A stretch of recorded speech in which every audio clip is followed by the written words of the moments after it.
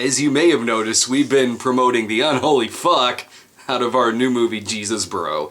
And there will be plenty more stuff coming up. There's gonna be more Rickhead episodes. We're gonna do just like a table read of a scene from the movie. We're talking about having a live streaming fundraising event for it.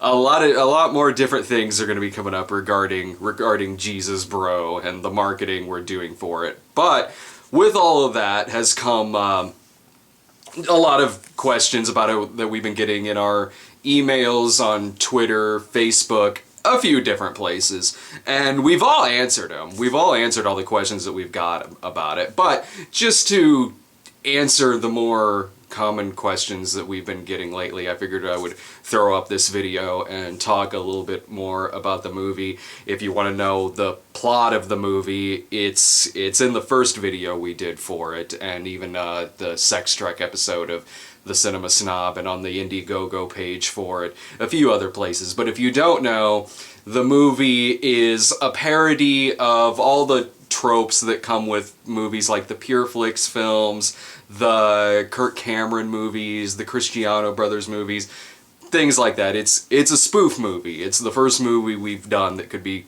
classified as a spoof film. And in that, Dave plays the Rickhead, who you might have seen in some videos recently on the site. He was also a minor character in the show we did called The Reviewers. He plays a very popular internet celebrity who's known for being really outspoken, stereotypical, trolly, angry internet atheist type. And he ends up having a near-death experience where he goes to heaven and he comes back and his message changes on his on his show, which has some consequences to it. And I'll go ahead and leave it at that for now. We've let some other things slip about the movie here and there, but I want to answer some questions. One of which we've gotten is if the movie is anti-religion or anti-Christian at all. And it isn't. It's not at all. I myself, I'm not the most religious person in the world, but I'm not an atheist. The movie's does not attack religion at all. It doesn't attack anyone's beliefs. It's written in a way that you can be of any denomination and sit down and watch this movie and have a laugh. It's a spoof of the different stereotypes that kind of come with the more cheesy movies in that particular subgenre. So it's more at kind of having a laugh along with that, and it does it in a way that makes it you won't be confused if you haven't seen all the Pure Flix movies or something like that. This is not like Epic Movie or Meet the Spartans or anything like that. It isn't like, oh, Willy Wonka, do you believe in Jesus? Like, nothing like that. Like, there's a character in the movie that's certainly a parody of like the Clay Walsh type from Old Fashioned, but it isn't literally Clay Walsh who comes into the scene. It's not literally the dancers from Kirk Cameron Saving Christmas that show up. There's not a character in the movie named Kirk Cameron. It's not anything like that. It's kind of written to be like one of those movies, but just parodying it. More like something like along the lines of like High Anxiety or like a Young Frankenstein or something like that, and less like just full on slapsticky, cartoonish, like there's no one slipping on banana peels in the background or anything like that. So the movie definitely doesn't attack religion or anything like that.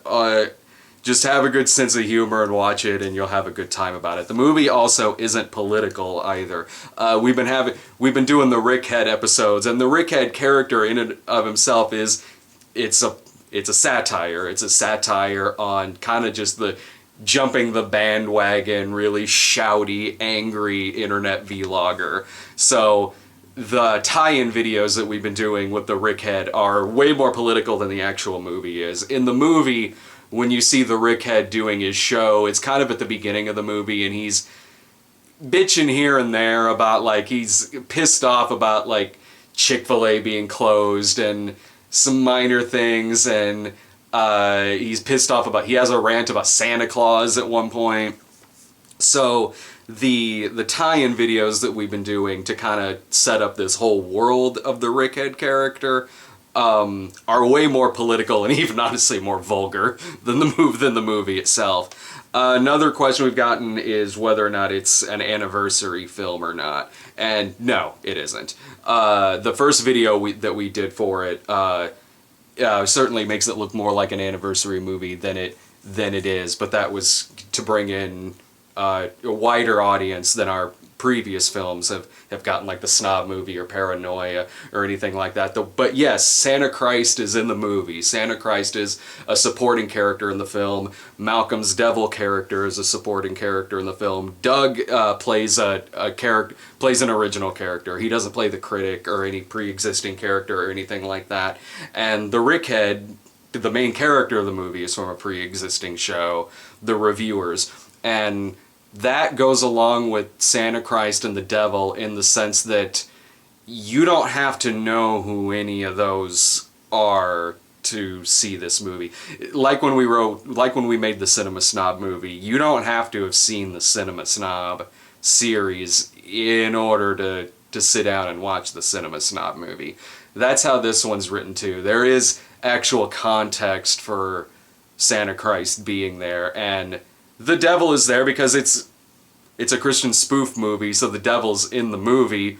Malcolm already plays the devil, why not? And as far as the Rickhead goes, when I came up with the plot of the movie, it didn't necessarily start out like, I'm gonna make a Rickhead movie, yeah. When I thought of the plot line for the movie, when I was taking my notes and making the outline for it, I wanted the main character to be this angry, shouty vlogger type.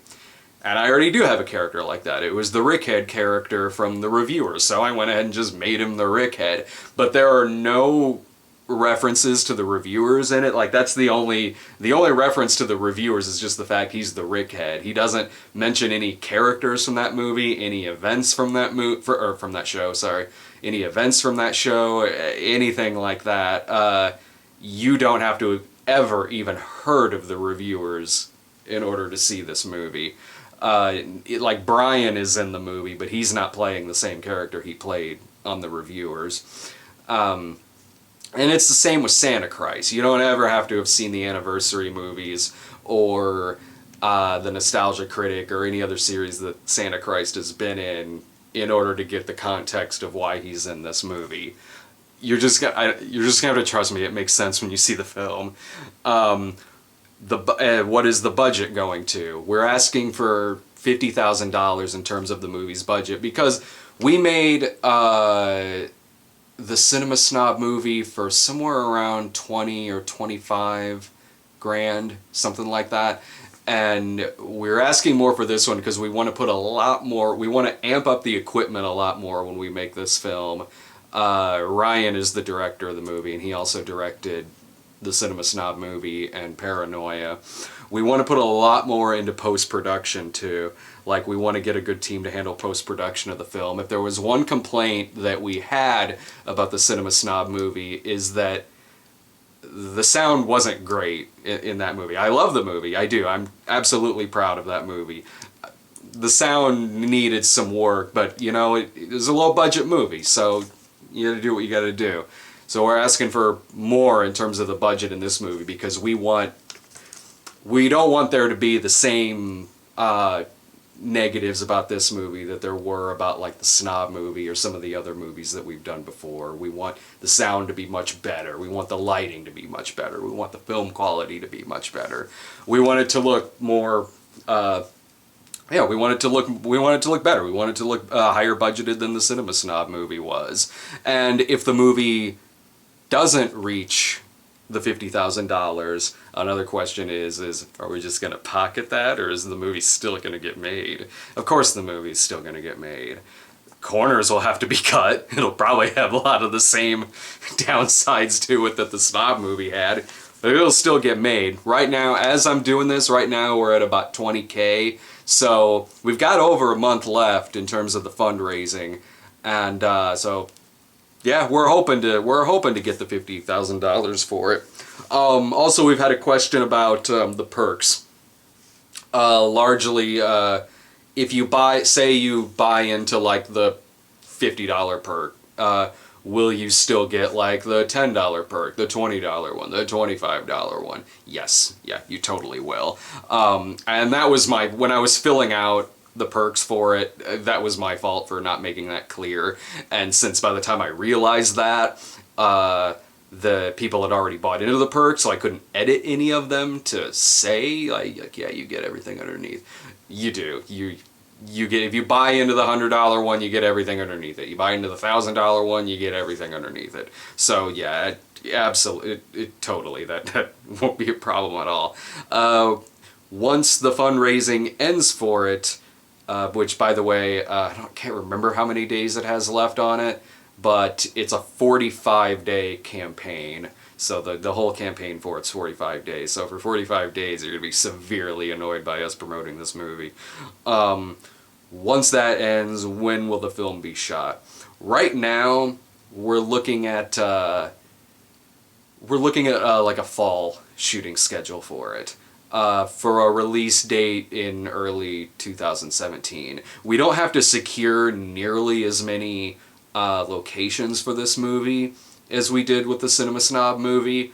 Like for that one, you know, there was like a restaurant, bar, like the film club, and all these other locations we had to secure for that. There isn't nearly as much of that going on in terms of location with this film. And also with the Cinema Snob movie, there was a lot more like gore effects and things like that. That's not the case here. So pre-production on it won't be quite as long as like pre-production was on the Cinema Snob movie.